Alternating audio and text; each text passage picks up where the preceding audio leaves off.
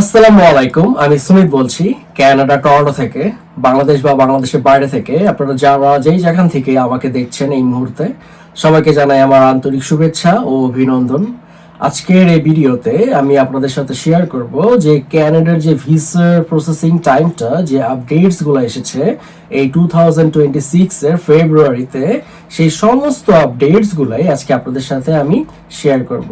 ধৈর্য ধরে পুরো ভিডিওটা দেখবেন। যারা আমার চ্যানেলে নতুন, এখনো পর্যন্ত সাবস্ক্রাইব করেননি, ফার্স্টে আমার চ্যানেলটা সাবস্ক্রাইব করে দেবেন, দেন নোটিফিকেশন যে বেলটা সেটা অবশ্যই ক্লিক করে দিন, যেন নেক্সটে আমি কোনো ভিডিও দিলে সবার আগে আপনার কাছে পৌঁছে যায়।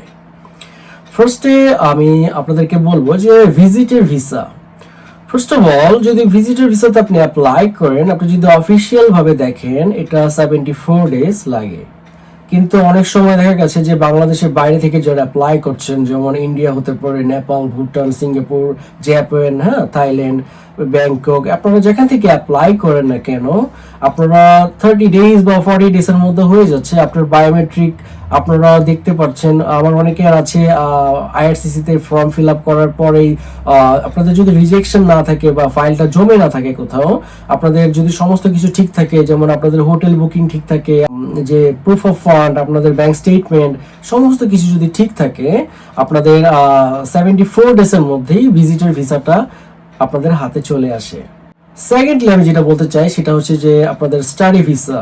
এই স্টাডি ভিসা যদি অফিসিয়াল ভাবে দেখেন, এই বেসিক্যালি 4 উইকস লাগে। আবার অনেকের 15-20 দিনের মধ্যে চলে আসছে আপনার বায়োমেট্রিক। এখন আপনারা অনেকে আমাকে কমেন্টস এর মধ্যেও আমার গত 2 ভিডিওতে লিখেছেন যে অনেকের 4-5 মাস হয়ে গেছে বায়োমেট্রিক দিয়ে আসছেন, কিন্তু এখনো পর্যন্ত পাসপোর্ট যে সাবমিশন করার যে আপনাদের মেইলটা, সেটা আপনারা পাচ্ছেন না। হয়তো আপনাদের ফাইলে কোনো সমস্যা আছে, আপনারা যোগাযোগ করবেন ভিএফএক্স গ্লোবালে গিয়ে। যার মাধ্যমে অ্যাপ্লাই করছেন, আপনারা চেষ্টা করবেন যে স্টাডি ভিসাতে আপনাদের যে ব্যাংকে যে মেলটা আসে, সেটা যে 1-2 দিনের বেশি জন্য তারা ওয়েট না করে রিপ্লাই দেওয়ার জন্য, কেমন? আপনারা অবশ্যই ব্যাংকে গিয়ে আপডেটস গুলো জেনে নেবেন।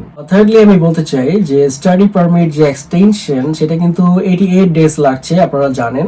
সো আপনাদের প্যানিক হওয়ার কিছু নাই, আমার ভাই ও বোনেরা যারা আপনারা স্টাডি ভিসা থেকে কানাডাতে আসতে চাচ্ছেন। অবশ্যই আপনাদের তো এখানে জব করার জন্য একটা পারমিট লাগবে, পারমিটটা এক্সটেনশন করা লাগবে। যারা কানাডাতে বসে এই মুহূর্তে দেখছেন, আপনারা অ্যাপ্লাই করার পরে অবশ্যই জানেন 88 ডেজ এর মতো আপনাদের এই এক্সটেনশনটা। এরপরে সবচেয়ে কমন যে ভিসাটা, সেটা হচ্ছে যে স্পাউস ভিসা।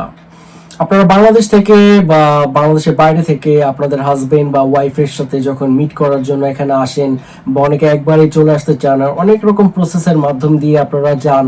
যাওয়ার পর আপনাদের যে এই যে স্পাউস ভিসাটা, এই স্পাউস ভিসাটা আপনাদের হতে কিন্তু 8 উইকস লাগে। 8 উইকস এর মধ্যে আপনাদের অনেকের হয়ে যাচ্ছে, বা একটু বেশি সময় লাগে, আবার অনেকের আছে যে দ্রুত হয়ে যাচ্ছে। এটা আসলে লাকের উপর নির্ভর করে। আবার আপনি যদি আদার হ্যান্ড চিন্তা করেন, আপনাদের পেপারসে যদি কোনো সমস্যা না থাকে, বা এখান থেকে আপনার জন্য যে অ্যাপ্লাইটা করছে, আপনার ওনার কাগজপত্র যদি সমস্ত কিছু ঠিক থাকে, 8 উইকস এর মধ্যে আপনাদের স্পাউস ভিসাটা হয়ে যায়, আপনাদের হাতে চলে আসে। 2026 এ এসে আপনারা জানেন যে কামিং সুন এখানে ফিফা ওয়ার্ল্ড কাপের যে একটা খুব সুন্দর হিউজ পরিমাণে মানুষ আসবে। এখানে একটা বিগ অ্যারেঞ্জমেন্ট হচ্ছে, এখানে বিভিন্ন মানুষের কর্মসংস্থানের ব্যবস্থা হচ্ছে। আপনারা যদি এখানে ওয়ার্ক পারমিটেও আসেন, ওয়ার্ক পারমিটে আপনারা জানেন, আমি আমার গত ভিডিওতে বলেছি 7 থেকে 8 মান্থস লাগে। এই 7 থেকে 8 মান্থসের আপনাদের সমস্ত কিছু, যেমন আপনাদের জব অফার লেটার পাওয়া, আপনাদের এলএমআই পাওয়া, আপনাদের ওয়ার্ক পারমিটের জন্য অ্যাপ্লাই করা, বায়োমেট্রিক দেওয়া, মেডিকেল, আপনাদের সমস্ত কিছু, আপনারা আপফ্রন্ট মেডিকেল দেন, বায়োমেট্রিক দেন, পাসপোর্ট সাবমিশন ডেট আসে। এরপর আপনারা পাসপোর্ট সাবমিশন করার পরে সিঙ্গাপুর থেকে আপনাদের স্ট্যাম্প ভিসাটা লেগে ভিএফএক্স গ্লোবালে আসে, দেন আপনারা গিয়ে সেটা রিসিভ করে নিয়ে আসেন। তো ওয়ার্ক পারমিট নিয়ে আমি তেমন কোনো আপডেট আপনাদেরকে দিতে পারছি না, কারণ এটা একটা লং প্রসেসের মধ্যে দিয়ে যায়। আর যারা কিনা এক্সপ্রেস এন্ট্রিতে সরাসরি পিআর হয়ে এখানে আসতে চাচ্ছেন, আপনাদের যে আপনারা জানেন যে এখানে আসার জন্য আপনাদের একটা ইনভিটেশন লেটার লাগে। আপনারা সমস্ত স্কোর গুলা গেইন করে দেন, আপনাদের যে পেপারস গুলা সেগুলো আপনারা সাবমিট করার পরে সমস্ত পয়েন্টস গুলা গেইন করে আপনারা এখানে সরাসরি পিআর হয়ে আসেন। সো আপনারা জানেন যে আসলে এই যে এক্সপ্রেস এন্ট্রি সরাসরি পিআর হয়ে আসা, এটা কিন্তু 7th মান্থ সময় লাগে বাংলাদেশ থেকে যদি আপনি অ্যাপ্লাই করেন। আর যদি ইন্ডিয়া থেকে অ্যাপ্লাই করেন 1-2 মাসের 19-20 হতে পারে, কিন্তু 7th মান্থ আপনারা এটা ধরে রাখবেন, কেমন? আর যারা পিজিডব্লিউপি তে অ্যাপ্লাই করে আসতে চাচ্ছেন, আপনারা তো জানেনই যে এটা 6 to 7 মান্থ টাইম লাগে। আবার অনেকের আছে 252 ডেজ এর মধ্যে হয়ে যাচ্ছে। সো আবার যারা নন এক্সপ্রেস এন্ট্রি ভিসাতে আসছেন, অনলাইনে অ্যাপ্লাই করছেন, হ্যাঁ, আপনাদের কিন্তু এরকমই টাইম লাগছে। আর আপনারা জানেন যে পিএনপি প্রোগ্রাম, এই পিএনপি প্রোগ্রাম যারা কিনা আপনারা নন এক্সপ্রেস এন্ট্রিতে অ্যাপ্লাই করছেন, আপনাদের 13 মান্থ লাগে। এটা আপনারা 2026 এ এসে ধরে রাখবেন যে 13 মাসের মধ্যে আপনাদের ভিসাটা হয়ে যাবে যদি সবকিছু ঠিক থাকে।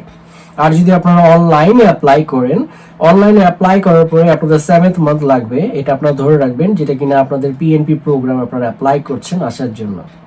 ভিডিওটা যদি ভালো লাগে অবশ্যই একটা লাইক করে দিন, আর কমেন্টসে আপনাদের যদি কোনো কোশ্চেন থাকে অবশ্যই লিখবেন, আমি অ্যানসার দেওয়ার চেষ্টা করব। আর আমার আই বাটনে প্লেলিস্টের লিংক আছে, ক্লিক করে আরো অনেক ইনফরমেটিভ ভিডিও আছে, যদি দেখতে চান অবশ্যই দেখবেন। আমার রিসেন্টলি আপলোডেড 2টা ভিডিও আছে এখানে এন্ড স্ক্রিনে, অবশ্যই দেখবেন আমার লাস্ট আপলোডেড ভিডিওগুলো। ওয়ার্ক পারমিট, এলএমআই, এই সমস্ত জিনিসগুলো, জব অফার, এই সমস্ত ইনফরমেশনগুলো দেওয়া আছে। So thanks for watching my video. দেখা হবে পরের ভিডিওতে। Tata, bye bye.